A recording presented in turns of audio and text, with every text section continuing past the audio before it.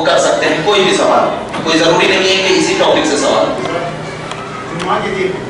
جی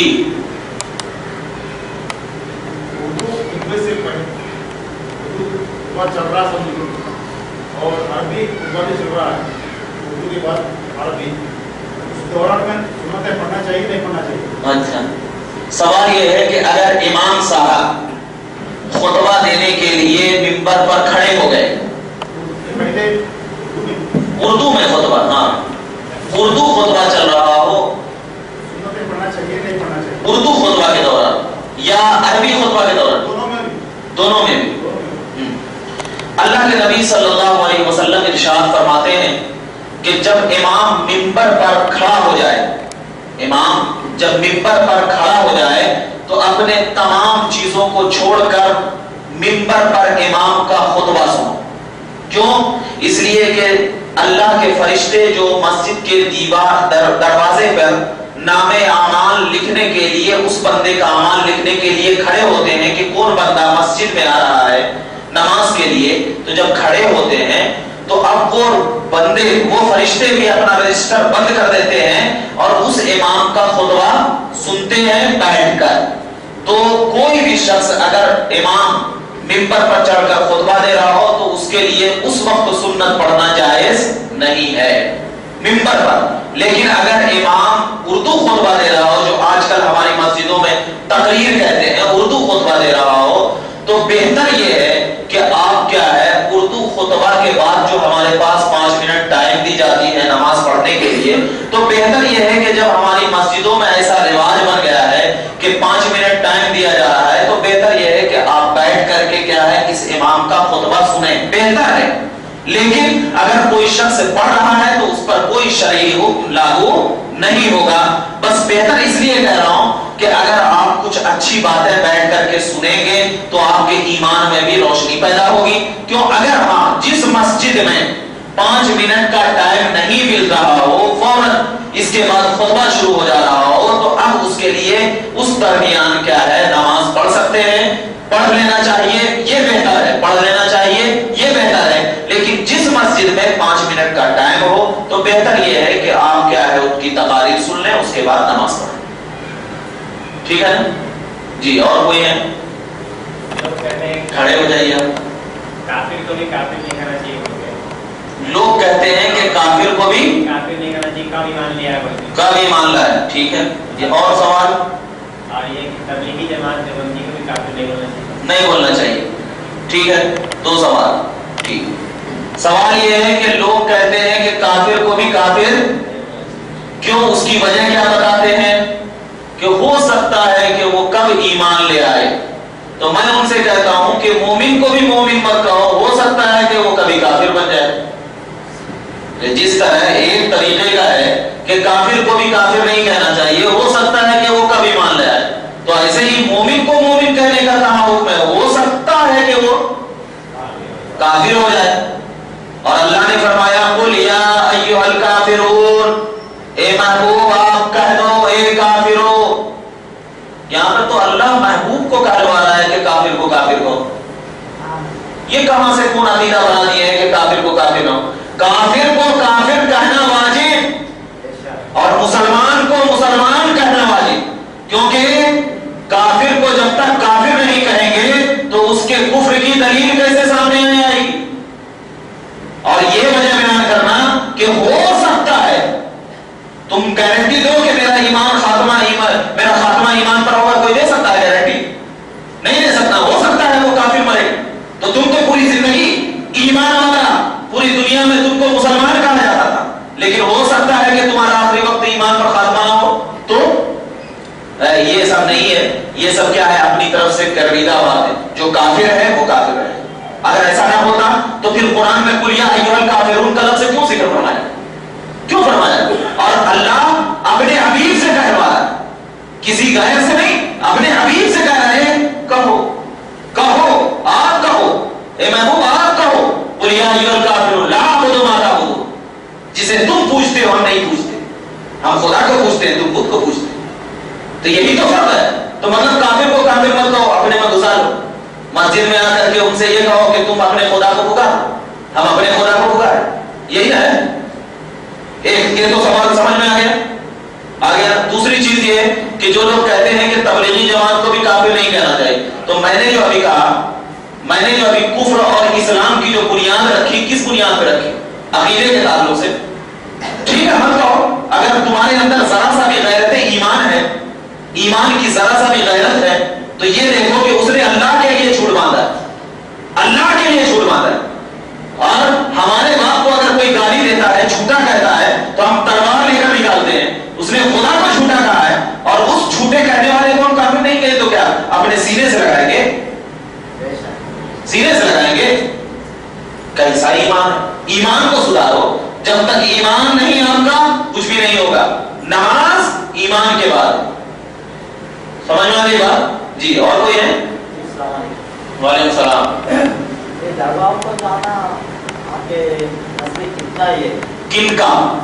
وہ سے بھی لڑکا لیجیے. کس کا؟ مرد کا یا عورت کا؟ دونوں کے لیے. دونوں کے لیے.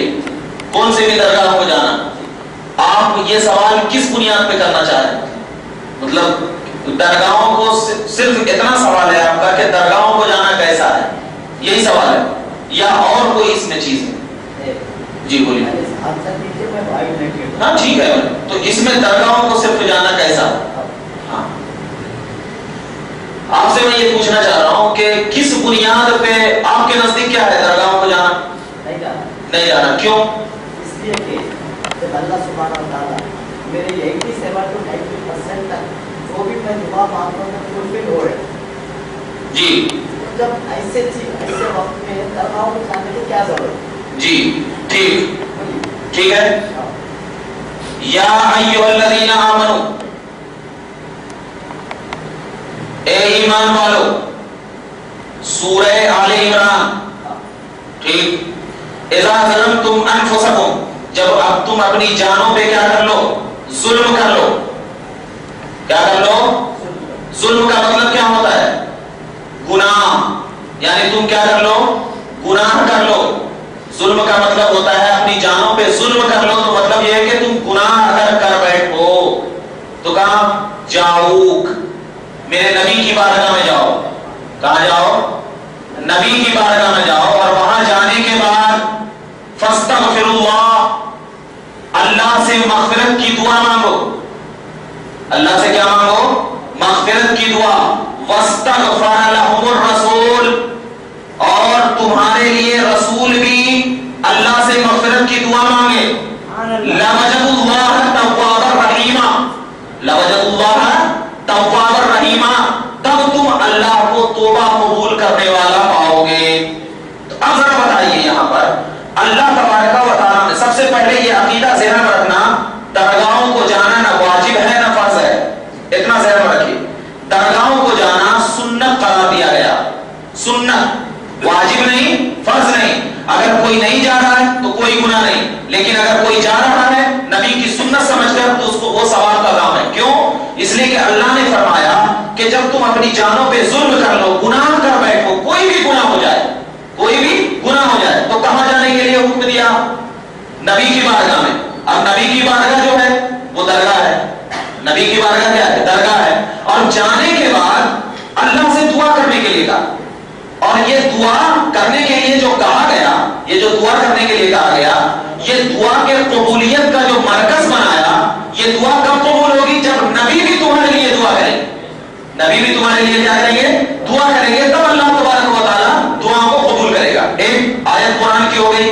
آؤ بخاری شریف کی حدیث پاک میں اللہ کے نبی صلی اللہ علیہ وسلم بابو غزوہ احد، حضرت عائشہ رضی اللہ تعالیٰ عنہا فرماتی ہیں کہ ہر پیر کے دن، کس دن؟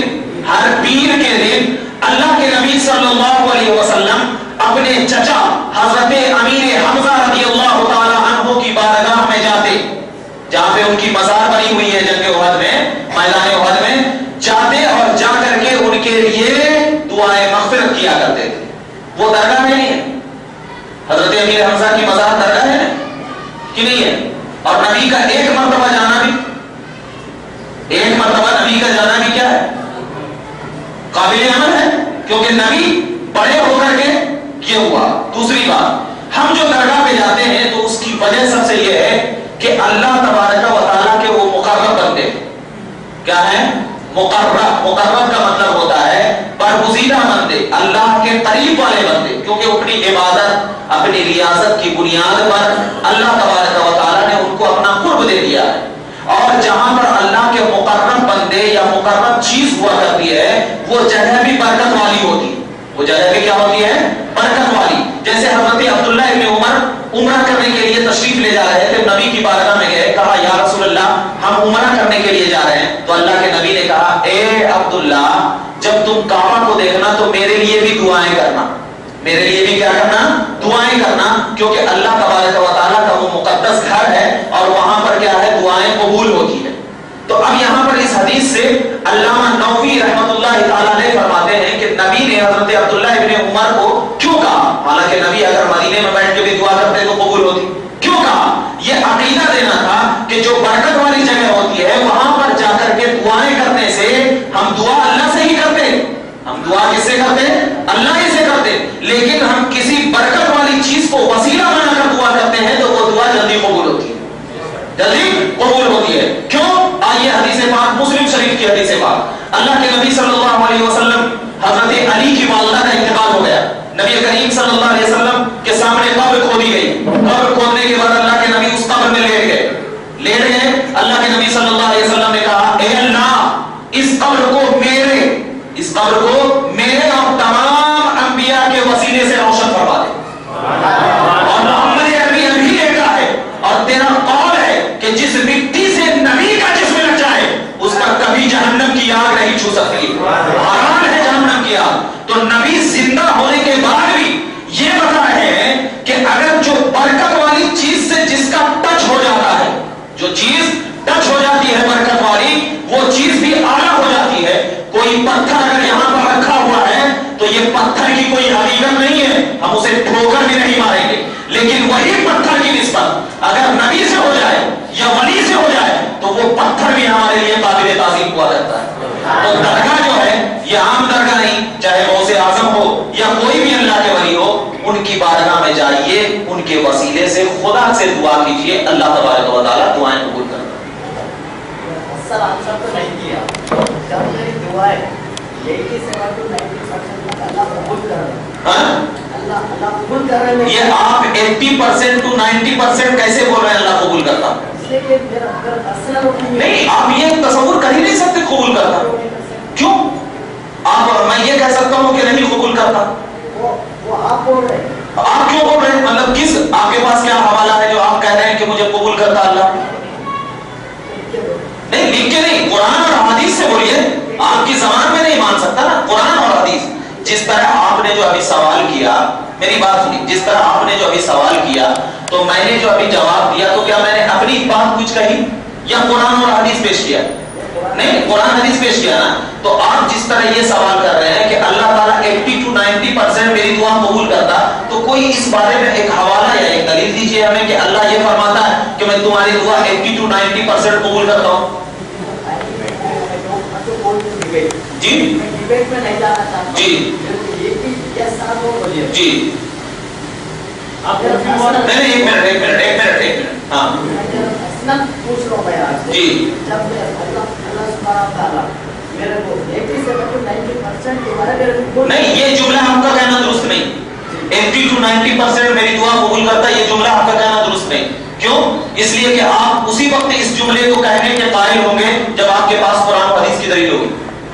تو اس کے بعد سنیں، جب زیادہ سے زیادہ میری دعائیں قبول کر رہے ہو، what is the need to قبول کر رہے ہو؟ تو اب جب میری دعائیں زیادہ سے زیادہ اللہ قبول کر رہے ہیں تو زیادہ سے جا کے جو بھی ہم جا رہے ہیں ان سے ریکویسٹ کرنے کی کیا ضرورت ہے؟ نماز کیا ہے؟ اللہ کی بات ہے، کتنی رکعتیں فرض ہے مغرب میں؟ 3 رکعت، اس کے بعد 2 رکعت نفل اور 2 رکعت۔ اگر کوئی شخص نفل پڑھ لیا تو ثواب ملتا ہے یا عذاب ملتا ہے؟ اگر نہیں پڑھا تو کچھ بھی نہیں ہے نا، نفل ہے نا، نفل ہے نا، اگر کر لیا تو اور نہیں کیا تو، لیکن فرض اگر چھوڑ دیا تو عذاب ہے نا۔ میں نے آپ کو طریقہ بتایا کہ درگاہ پہ جانا فرض نہیں ہے، درگاہ پہ جانا بلکہ کیا ہے؟ سنت ہے، کیا تو تو میرا فائدہ ہے، میرا فائدہ نہیں کیا تو کچھ بھی نہیں. کوئی نہیں جا رہا یہاں پر دعا کر رہا ہے تو تمہارا فائدہ ہے, وہاں جا رہا ہے تو تمہارا فائدہ ہے. خود آپ جواب دے رہے ہیں اس کا مطلب یہی تو مطلب جواب دے رہے ہیں نا, کیا تو فائدہ ہے, نہیں کیا تو کوئی نہیں. آپ جو یہ چیز کہہ رہے ہیں یہ دراصل آپ کا یہ بتا رہے ہیں کہ کوئی آدمی درگاہ پہ جانے کو فرض نہیں مانتا, واجب نہیں مانتا, بلکہ یہ ایک سنت طریقہ ہے جو نبی بھی ایسا کیے. اگر کوئی جا رہا ہے تو روکنے کے لیے آپ کے پاس دلیل ہونا چاہیے, جانا روکنے کے لیے تو نہیں روک نہ سکتے. کیوں؟ یہ فرض نہیں ہے. تو ہم کہاں کہتے ہیں کہ جانا واجب ہے, یہ نہیں کہتے. اگر کوئی جا رہا ہے اور جا کر کے وہاں پر دعا کر رہا ہے, اللہ سے جا رہا ہے, تو دو چیز اس سے مل رہی ہے. میں جو کوشچن کر رہا ہوں نہیں سمجھے صاحب, میرا ایک ہی کوشچن ہے. جی جی جی ہاں بولے, ایک منٹ کوئی نہیں ایسے. جی ایک ہی کوشچن ہے آپ سے, جیسا انہوں نے جواب دیا.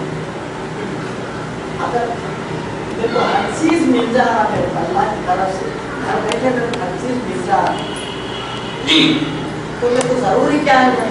کون کہہ رہا ہے ضروری ہے جانا؟ میں کہاں کہہ رہا ہوں کہ ضروری ہے جانا؟ میں یہ نہیں کہہ رہا ہوں کہ وہاں جانا ضروری ہے, ضروری نہیں ہے جانا. آپ یہ ذہن سے نکال دیجئے, درگاہ پہ جانا ضروری نہیں ہے. کچھ چیزیں ضروری ہوتی ہے اور کچھ چیزیں کیا ہے ثواب ہوا ہے, ضروری نہیں ہے جانا. آپ کو اگر کوئی کہا ہے کہ درگاہ پہ جانا ضروری ہے تو اس کا کہنا وہ کہنے والا غلط ہے, ضروری نہیں ہے جانا. آپ اگر چلے گئے تو اس سے آپ کو فائدہ ہے, ضروری نہیں ہے جانا. وہ فائدہ میرے گھر پہ ہی مل رہا تھا. تو آپ یہ گھر پہ کرے ہو, فائدہ مل رہا ہے تو گھر پہ ہی کرو, تو کرو گھر پہ. مگر آپ یہ نہیں بول سکتے کہ وہاں پہ مت جاؤ, تو آپ گھر پہ ہی کرو. اگر آپ کو فائدہ گھر پہ زیادہ دکھ رہا ہے, آپ کو فائدہ گھر پہ زیادہ دے رہا ہے, یہ آپ کی سوچ ہے.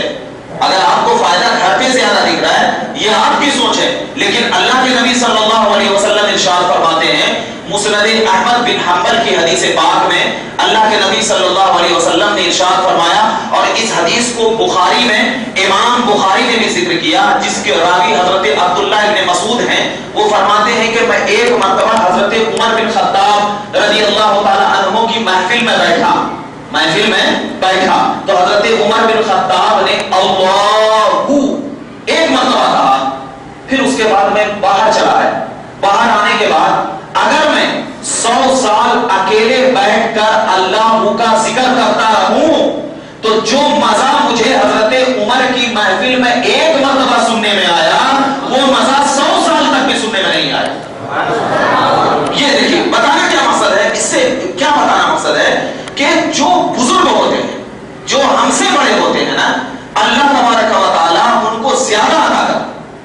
ہمارے اندر ہم گنہگار ہیں. حالانکہ حضرت عبداللہ ابن مسعود کا حضرت عمر کی بارگاہ میں جانا واجب اور فرض نہیں تھا. واجب اور کہ انہوں نے بتایا کہ جو اللہ کے ولی, اللہ کے برگزیدہ بندہ ہوتے ہیں, اس کے قرب میں اللہ تبارک و تعالیٰ نعمت دیتا ہے اور اس کی وجہ سے ہمیں کچھ نہ کچھ مل جاتا ہے. آپ یہاں پر بھی بول رہے ہیں کہ مل جاتا ہے تو ملو, آپ لو, یہیں سے لو, آپ کو کون روک رہا ہے, یہیں سے لو. لیکن جب اللہ تبارک و تعالیٰ اللہ کے نبی صلی اللہ علیہ وسلم کو کل قیامت کے دن کہے گا کہ اے محمد عربی تم اپنے چاہنے والے کو اپنے چادر میں لینا, تو اس وقت بھی کہنا نہیں ہم تو بغیر چادر کے ہی سب کچھ مل جا رہا تھا, کیوں جائیں گے. ایسا نہیں ہوتا ہے. جو بزرگ ہوتے ہیں نا, جو بڑے ہوتے ہیں نا, تو ان کے وسیلے سے ہمیں سب کچھ ملتا ہے. تو آپ جاؤ یا نہ جاؤ, جانا نہ واجب ہے نہ فرض ہے. جو آپ کا جو یہ سوال ہے یہ اس وقت درست ہوگا جب آپ کو یہ کہا جائے گا کہ ہاں یہ واجب ہے. ایسا نہیں ہے جس طرح آپ نے کہا نا 2 رکعت سنت پڑھیں گے تو ثواب ملے گا, نہیں پڑھیں گے نہیں ملے گا. ثواب سنت میں ہے, فرض میں نہیں. تو ویسے ہی درگاہ پہ جانا سنت ہے, جائیں گے ثواب ملے گا, نہیں جائیں گے تو کوئی حرج نہیں, آپ کو یہیں سے مل رہا ہے تو ٹھیک ہے. اور کیا سوال ہے آپ کا؟ جی سر, جمعے کے دن جی 2 رکعت جو نماز ادا کرتے ہیں, جی نماز ادا کرتے دعا ہوتے سب کے چلے آتے, تقریباً جی چلے آتے. جی تو بزرگ لوگ اور کچھ لوگ رہتے تو نفل اور فرض نماز پڑھ کے جاتے. جی نئی نسل جو آئی ہوئی ہے وہ صرف 2 رکعت پڑھتے ایسے ہی چلے آتے جیسا کہ بہت بڑا. اللہ کے نبی صلی اللہ علیہ وسلم نے فرمایا کہ فرض کو 2 سنت کے درمیان سنوارو. فرض کو دو سنت کے درمیان کیا کرو، سنوارو، جس سے اللہ تبارک و تعالیٰ تمہاری نمازوں کو قبول کرے گا۔ تو اب جمعہ سے پہلے بھی سنت ہے 4 رکعت، اس کے بعد بھی سنت ہے، تو اب بیچ میں کیا ہے، فرض ہے۔ تو دونوں سنتوں کے درمیان سنوارنے کو کیا ہوتا ہے، اور یہ سنت مؤکدہ ہے، کوئی ایسی سنت نہیں جس کو ہم چھوڑ دیں۔ تو اور جو سنت مؤکدہ نہیں پڑھتا ہے، اللہ تبارک و تعالیٰ اس کی فرض کو زمین و آسمان کے درمیان لٹکائے رہتا ہے۔ تو اب جو لوگ ایسا کر رہے ہیں کہ فرض کو چھوڑ کر کے فوراً چلے جاتے ہیں، ایسا نہیں، آپ جاؤ 2 رکعت پڑھ لو، سنت پڑھ لو، چلے جاؤ، وہ یہ نہیں ہے۔ سلام پڑھنا واجب اور فرض نہیں ہے، جو پڑھے گا عشق کی دلیل ہے، نہیں پڑھے گا تو جا۔ مگر یہ جو سنت مؤکدہ ہے، اس کو کرنا تو ضروری ہے، کیونکہ سنت مؤکدہ قریب با واجب ہوا کرتی ہے۔ قریب با واجب یعنی سنت مؤکدہ اس کو کہتے ہیں جس کو نبی کریم صلی اللہ علیہ وسلم نے ہمیشہ کیا ہو، کبھی ترک نہ کیا ہو۔ تو ایسے ہی جمعہ کی 2 رکعت سنت مؤکدہ ہے، اس کا خیال رکھنا، ٹھیک ہے؟ اور کچھ ہے جی جلدی جلدی۔ خواتین کو جو ہے رمضان کے مہینے میں تغار کرنا اور نہیں جی، ایک سوال۔ دوسرا سوال جو ہے خواتین مسجد اور عید کی نماز کیوں نہیں پڑھ سکتی؟ مسجد اور عید کی نماز خواتین کیوں نہیں پڑھ سکتی؟ پہلا سوال، خواتین کو تراویح کی نماز مسجد میں پڑھنا رمضان میں پڑھنا خواتین کے لیے جماعت نہیں۔ اگر وہ تراویح پڑھنا چاہتی ہے تو اکیلے گھر میں، اگر وہ حافظہ ہے تو پڑھ لے، حافظہ اگر ہے تو وہ اکیلے پڑھ لے، کیونکہ اللہ کے نبی صلی اللہ علیہ وسلم نے ارشاد فرمایا کہ جو عورت اپنے گھر کے دہلان میں نماز پڑھتی ہے اس سے بہتر یہ ہے کہ اپنے گھر کے کمرے میں پڑھے، اور جو عورت کمرے میں پڑھ سکتی ہے اس سے بہتر یہ ہے کہ ایک کونے میں پڑھے، کیونکہ جتنا وہ پردہ کرے گی اللہ تعالیٰ اتنا ہی اس کو پسند فرماتا ہے۔ تو اگر وہ تراویح کی نماز پڑھے گی تو لوگوں میں چرچا ہوگا، لوگ آئیں گے، اور حالانکہ اس کو کیا ہے، پردے میں رکھ کر کے نماز پڑھنے کا حکم دیا گیا ہے۔ اسی لیے خواتین کو مسجد میں آ کے یا گھر میں جماعت بنا کر کے تراویح کی نماز پڑھنے کا حکم نہیں ہے۔ یہ پہلے سوال کا جواب ہوا۔ دوسرے سوال کا جواب یہ ہے، کیا بول رہے تھے دوسرا سوال؟ عید کی نماز خواتین کو کیوں نہیں ہے؟ اس لیے کہ عید کی نماز جماعت کے ساتھ پڑھنا ہے۔ عید کی نماز کے لیے شرط کیا ہے؟ جماعت ہے، بغیر جماعت کے عید کی نماز نہیں ہے۔ اور عید کی نماز پڑھنے کے لیے عیدگاہ چننا ہے، اور خواتین کو جب مسجد میں جانے کی اجازت نہیں ہے، گھر میں پڑھنے کی اجازت ہے، تو ایسے ہی عیدگاہ میں جانے کی کیسے اجازت ہوگی؟ حضرت عبداللہ ابن عمر رضی اللہ تعالیٰ عنہ، حضرت عبداللہ بن عمر نہیں، حضرت عمر رضی اللہ تعالیٰ عنہ نے خواتین کو دیکھا کہ نبی صلی اللہ علیہ وسلم کے زمانے کے بعد مسجد کی طرف نماز پڑھنے کے لیے آ رہی ہے، تو آپ نے ان کو پتھر مارا، کیا مارا؟ پتھر مارا، اور اس کے بعد کیا کر دیا؟ ان کو واپس بھیج دیا۔ اور حضرت عائشہ فرماتی ہے کہ اگر نبی کو معلوم ہوتا کہ اس زمانے کی خواتین کا یہ حال ہے تو نبی مسجد میں عورتوں کو آنے سے منع فرما دیتے۔ مطلب یہ پہلے اجازت اس لیے تھی کہ نبی کے زمانے میں اتنا شور و شغب اور اتنی عریانیت نہیں تھی۔ آج کل کے زمانے میں خوف و خطر اور عریانیت جب حضرت عائشہ کے زمانے میں ہو سکتی ہے تو آج کے زمانے میں کیسا ہے؟ اسی لیے عورتوں کو عید کی نماز پڑھنے کا حکم نہیں ہے، کیونکہ وہ گھر میں پڑھے، اگر پڑھنا چاہ رہی ہے تو وہ 2 رکعت نفل نماز پڑھے، اللہ کا شکر ادا ہو جائے گی۔ کیوں؟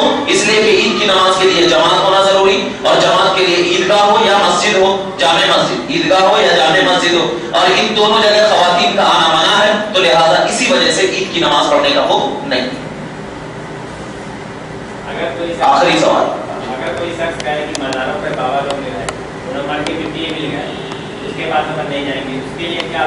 کون بابا لوگ؟ اس ولی کی حقیقت میں کوئی بھی ولیاء انبیاء تو بولے وہ مر کے مٹی مل گئے، اس کے بعد نہیں جا سکتے، اس کی اس بندے کے بولنے والے کے اوپر کیا اثر پڑے گا؟ اچھا دیکھیے، سب سے پہلے یہ ہے کہ جس کی ولایت آثار اور حکایت سے ثابت ہو گئی ہو، جس کی ولایت آثار اور حکایت اور علماء کا اس بات پر اجماع ہو گیا ہو کہ یہ اللہ کے ولی ہیں، جیسے کہ حضرت غوث اعظم رضی اللہ تعالیٰ، حضرت خواجہ خواجہ، اور جو بڑے بڑے اولیاء کرام ہیں کہ جن کی ولایت اجماع سے ثابت ہو گئی ہو، اولیاء کرام کا اس پر علماء کرام کا اجماع ہو گیا ہو۔ اب اگر اس ایسے ولی کے بارے میں یہ قول کرتا ہے کہ یہ مر کر مٹی میں مل گئے اور یہ فلاں ہو گئے یا ایسا ہو گئے، وہیں جانا چاہیے، اور ان کی توہین کر رہا ہے، تو ایسا شخص گمراہ ہے۔ ایسا شخص کیا ہے؟ گمراہ ہے۔ اس شخص کی بولی پر اعتبار نہیں کیا جائے گا، اور اس شخص کو علل اعلان تمام کے سامنے توبہ کرنا پڑے گا۔ علل اعلان کیوں؟ اب ذہن میں رکھنا، جس کی ولایت علماء اجماع سے ثابت ہوا ہو، لیکن عام ولی جو ایسے ہی ہیں ان کے بارے میں اگر گستاخی کر رہا ہو اور ان کے زمانے کے کچھ لوگ زندہ ہوں یا ان کی ولایت کے سلسلے میں عام ابھی تھوڑا بہت زیادہ ہوا ہو، تو ایسے شخص کے بارے میں اگر کوئی بول رہا ہو تو اس پر ابھی حکم نہیں لگایا جائے گا کہ یہ کیا چیز ہے، بلکہ اب پہلے اس ولی کی تحقیق کی جائے گی کہ آئے وہ ولی اللہ کے ولی تھے یا نہیں تھے۔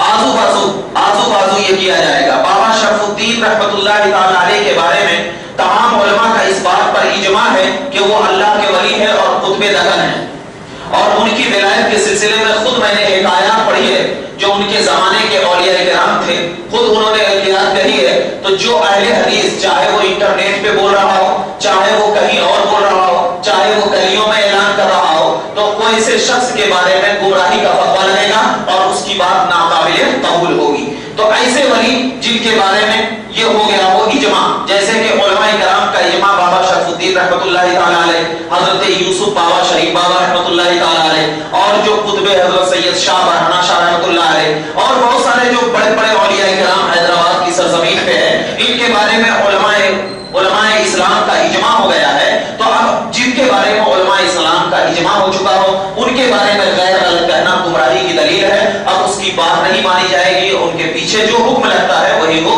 لگا جائے گا۔ لہٰذا ہم کو چاہیے کہ ہم اولیاء کرام سے محبت کریں، چاہے وہ ہمارے پاس اگر ولی آ گیا نام ختم، ہم دل و تعظیم سے جانیں، ان کی عزت کریں، احترام کریں، کیونکہ ہمارا عزت کرنا، احترام کرنا ہمارے لیے اسلام کی بنیاد کی دلیل ہے، اور جب تک ہم اسلام کے تحت رہیں گے انشاءاللہ تبارک و تعالی ہمارا ایمان بھی سلامت رہے گا اور ہر چیز سلامت رہے گی۔ وآخر دعوانا ان الحمدللہ رب العالمین۔ السلام علیکم۔